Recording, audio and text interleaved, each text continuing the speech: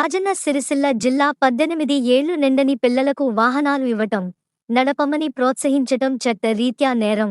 తల్లిదండ్రులకు తెలియకుండా మైనర్లు వాహనాలు నడిపితే తల్లిదండ్రులపై, వాహన యజమానులపై కేసులు. తల్లిదండ్రులు మైనర్ డ్రైవింగ్ విషయంలో పిల్లలపై ప్రత్యేక శ్రద్ధ ఉంచాలి. జిల్లా వ్యాప్తంగా వారం రోజులలో నిర్వహించిన స్పెషల్ డ్రైవ్లో 361 వాహనాలు సీజ్. వాహనాలు నడుపుతూ పట్టుబడిన మైనర్లకు, వారి తల్లిదండ్రులకు జిల్లా SP Akhil Mahajan IPS counselling నిర్వహించారు. ఈ కార్యక్రమంలో డీఎస్పీ నాగేంద్రచారి, సిఐ సదన్ కుమార్, శ్రీనివాస్, వెంకటేశ్వర్లు, శ్రీనివాస్ మరియు సిబ్బంది పాల్గొన్నారు. సెక్షన్ 180 ప్రకారం మేము బాధ్యత తీసుకొని ప్రోగ్రామ్ పెట్టింది జస్ట్ ఒక్కటే ఉద్దేశం, మనం పిల్లలకి, చిన్న పిల్లలకి వాళ్ళ దగ్గర లైసెన్స్ ఎవరెవరి దగ్గర లేదు, వాళ్ళకి బైక్ ఇవ్వడానికి లేదు, అసలు లేదు. ఇప్పుడు నా డిఎస్పీ అన్నారు కరీంనగర్లో అట్లా 3 చనిపోయారు, అదే అంటే అంత వైరల్ కాలేదు. ఇప్పుడు పూణేది అందరికీ ఐడియా ఉందా? పూణేలో ఒక కాస్ట్లీ కార్ తీసుకొని ఇద్దరు సాఫ్ట్వేర్ ఎంప్లాయీస్కి ఇద్దరు చనిపోయారు. చదివేరా అందా? ఇప్పుడు వాళ్ళ ఫాదర్, తాతయ్య వాళ్ళు కూడా జైల్లో ఉన్నారు. అదే తెలుసా తెలియదా? అదే తెలియదు. ఎవరెవరు జైల్లో ఉన్నారు మాత్రమే ఆ అబ్బాయి కాదు, అబ్బాయికి వదిలేశారు. అబ్బాయికి ఒక ఎస్ఏ రాయమని చెప్పారు, అబ్బాయికి ఎట్లా ఎస్ఏ రాసి వదిలేశారు. అబ్బాయి వాళ్ళ నాన్న, అబ్బాయి వాళ్ళ తాతయ్య, వాళ్ళ ఇద్దరికి జైలు పంపించారు. సో మీ బాధ్యత మీకు ఉంటుంది, అమ్మ నాన్న బాధ్యత ఉంటుంది, మీరు తీసుకోవాలి. దట్ సార్ నాకు చెప్పి లేకుండా తీసుకోపోతున్నారు, మీరు ఆపాలి. అది తీసుకోపోతున్నారు అంటే మీరు ఆపాలి. నాకు తెలుసు, అంటే ఇప్పుడు యూత్లో వాళ్ళ తీసుకోపోతారు, చాలా సందర్భం అట్లా కూడా ఉంటుంది. ఇక్కడ కూడా చాలా అట్లే ఉంటుంది. నాకు కొంతమంది ఇది మెసేజ్ చేశారు, సార్ నేను బీడీ ఏజెంట్ సార్, నా బైక్ నాకు తెలియకుండా అతను తీసుకొని పోయారు సార్, ఇంకొక 2-3 చేశారు సార్, ఏం చేయాలి, ఏంటి సొల్యూషన్ ఏంటి అంటే మీరు బైక్స్ ఇవ్వకండి. మీ దృష్టిలో వస్తే మీరు మనకి చెప్పాలి, సార్ నా ఎస్ఐకి చెప్పండి, 100 డయల్ చేయండి, అది మనం సంజాయిస్తాం. ఎందుకంటే ఇప్పుడు మనం కేసు రిజిస్ట్రేషన్ స్టార్ట్ చేస్తే, మనం ఇప్పుడు కేసు రిజిస్ట్రేషన్ ఇప్పటివరకు చేయలేదు, జస్ట్ మేబీ చలాన్ చేస్తాం, మీకు కౌన్సిలింగ్ చేస్తాం. దీనికి మనం కేసు రిజిస్టర్ చేస్తే మీ బాబు పైన ఎఫెక్ట్ అవుతుంది. జాబ్ కావాలి దొరకరు, వెరిఫికేషన్ కావాలి రాదు, పాస్పోర్ట్ కావాలి రాదు, మీ పైన కూడా కేసు అవుతుంది.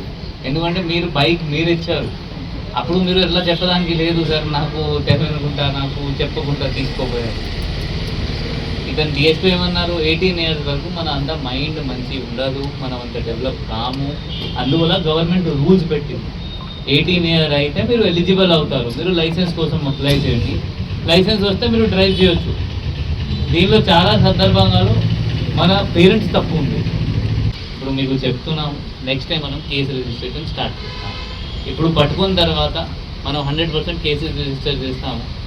ఇది అందువల్ల మనం 10 రోజులు ఆల్మోస్ట్ ఇది మీ అందరికీ అవగాహన ఇచ్చాము, ఇట్లా జరుగుతుంది, ఇట్లా చట్టం ఇట్లా ఉంది, మీరు చేస్తే మంచిగా ఉండదు.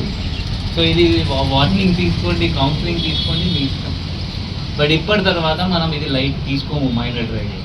ఎందుకంటే చిన్నపిల్లలకు రోడ్డు మీద బండ్లు తీసుకుని పోవడం వల్ల యాక్సిడెంట్లు అవుతాయి. యాక్సిడెంట్లు అయినప్పుడు ఏమవుతుందంటే అందరికీ ఇబ్బంది అవుతుంది.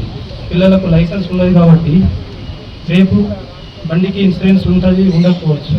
కానీ ఏమైనా అయిందనుకో మనకి ఇన్సూరెన్స్ రాదు, మళ్ళా లైసెన్స్ లేదు కాబట్టి అందరికీ ప్రాబ్లం అవుతుంది. పిల్లలకు ప్రాబ్లం అవుతుంది, అమ్మ నాన్నకు ప్రాబ్లం అవుతుంది.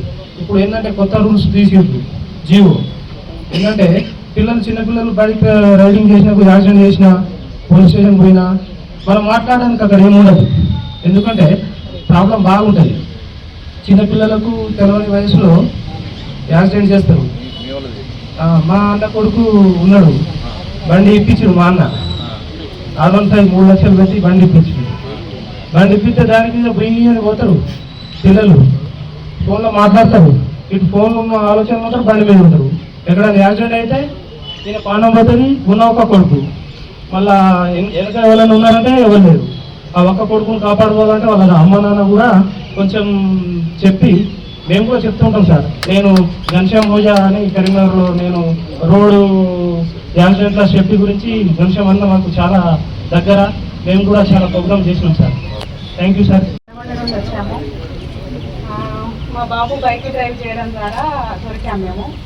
కానీ మైనర్స్ బైక్ డ్రైవ్ చేయడం ద్వారా పిల్లలతో పాటు మిగతా వాళ్ళందరికీ కూడా చాలా ఇబ్బంది ఉంటుంది. కానీ పిల్లలు ఏం చేస్తున్నారంటే పేరెంట్స్ లేనప్పుడు కూడా వాళ్ళని అడగకుండా బైక్ తీసుకొని వెళ్తున్నారు. అది మాకు తెలియకపోవడం ద్వారా ఇలాంటి సమస్యలు అనేవి జరుగుతున్నాయి. మా వంతు ప్రయత్నంగా మేము ఇవ్వకుండా చూసుకుంటాము. కానీ వాళ్ళకు కూడా కొంత భయం అనేది ఉండాలి. వాళ్ళు ఈ వయసులో చదువుకునేది ఏజ్ కాబట్టి వాళ్ళు చదువుకోవాలి. కానీ వాళ్ళు ఇంకా ఇదే బైక్స్ అన్నిటినీ వాళ్ళు ఎక్కువగా యూజ్ చేస్తున్నారు ఇప్పుడు. కాబట్టి దీని ద్వారానే ఎక్కువ ఇబ్బందులు అవుతున్నాయి. కాబట్టి ఇలాంటివి రాకుండా మా వంతు ప్రయత్నంగా మేము చేస్తాము. ఇక ఒకవేళ మీ దగ్గరికి కనుక వచ్చినట్టయితే మీరు చూసుకోవాలని కోరుకుంటున్నా. అదే కూడా చెప్పాము మనం.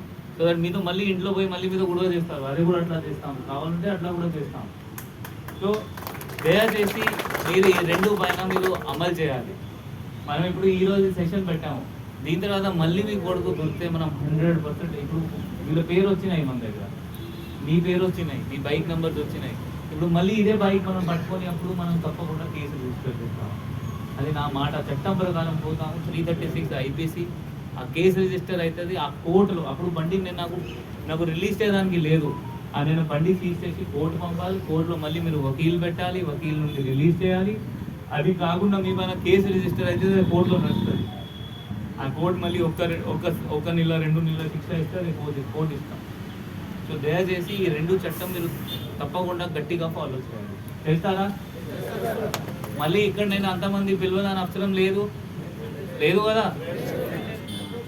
సో అందరు ఇది ఫాలో చేయాలి. Okay, thank you.